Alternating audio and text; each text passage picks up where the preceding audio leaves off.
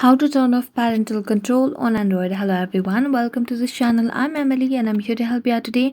So without any delay, let's get started. So first of all, log into your Play Store application on your device and get into your account. After that, tap on your profile at the top right corner of the screen.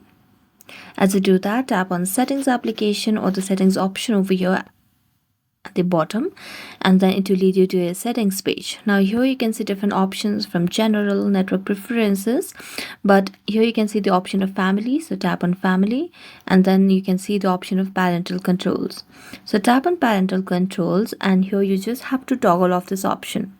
So toggle off this option, and here you have to enter the pin to modify the parental controls that you had set while you had the parental controls on. So I'm just going to enter the pin over here and then tap on OK.